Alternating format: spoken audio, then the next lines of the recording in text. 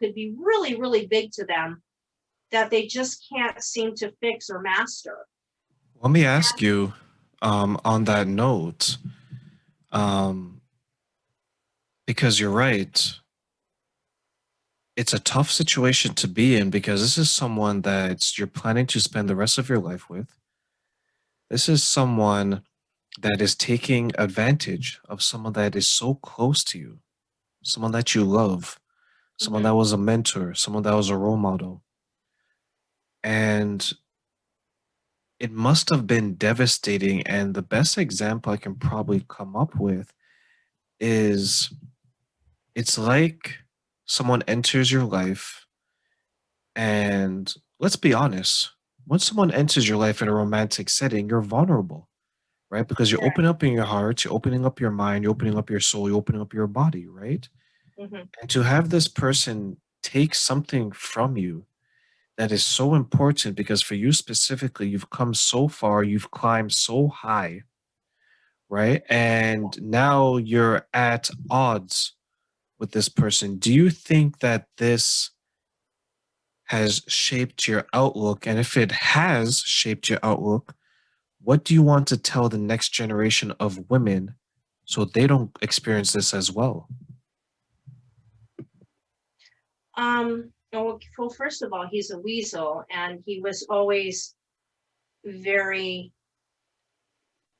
he was very different than what I'm used to, but I want to say this nicely, but this is kind of so I don't ramble about personality. He was a little docile. I mean, he was very gentle on the outside. He was like more of a gentleman, but inside he was a really, really bad person. And so it was almost like he was very devious and defiant in certain degrees, and he didn't want me to be successful unless he was part of his life. But I was, and that was when he met me. Um, to me, I'm old school. So when you're engaged or say married, family is family. I don't just like my mother-in-law and say nasty things, or I don't believe that the person that you're supposed to be with tries to put a wedge with your parents. Um, I don't believe in that, because if that's how the case is, then we're not right for each other. But for many women, I know that they won't have to go through that. There were a lot of secrets where I didn't understand that was going, because if you remember, my mom was actually trying to protect me from that. And my ex fiance had his own agenda. If my mom was gone, then I can have her. And let's see how far I can go without her knowing. And if she doesn't have as much money as I have, and I can keep their money also, then she will come back to me. So I wasn't totally motivated by money. I had my own money, but that was his mindset. And I would never be with somebody like that. But I went through the motion. I mean, I sat there in the arbitration room with some really top lawyers, and I had to even tell them how he thinks so they can navigate the case. And ironically, at this time, because we were engaged, we all kind of lived in the same environment, but in different places in the same building. And we were about to buy a house when everything just came crumbling down with our relationship, not the legal part, but the relationship. So we were all kind of in the same environment. And to kind of close this, I actually, now we're living in Beverly Hills, all of us, and we had to drive to Century City to go to the arbitration at the same time, same day. So I'm walking to throw the trash out before I'm ready to go into my car to go. I walk to the parking lot. He says, "You want to go together?" Now I'm a little crazy because I'm challenging him. And I'm like, "Yeah, sure. You want to drive me there?" Now that's crazy in itself.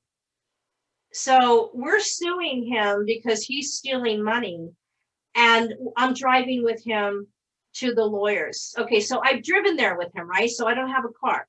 Okay, so when we took a break, I went to the legal coffee room to get some tea, And he follows me and he says something and I start cracking up and I'm laughing. And the lawyers walk in and they hear us laughing together and they think I'm nuts, right? But the truth of the matter is, I really knew this person and I knew that I was in control. And I knew that out of fear, he was playing the game and it Of didn't course. bother me. So as long as you know what your place is with the other person and you can navigate yourself through something, or I'll say playing the game, you will be fine. So when I look at another man, for example, I know that it's not going to be the same situation. I treat each person for their own because everybody is different. Now, to kind of speed it up a little bit with what you were asking me, for women that are out there, I think truthfully, for legitimate reasons, especially now, and my heart goes out to them. And again, I got that little mama hen thing going and I want to try to protect and save everybody. But a lot of them are stuck right now. But behind a closed door, you can also try to step out of the circle and you need to navigate a plan. When you step out of the circle, you take a really long, deep breath and you try to form some clarity.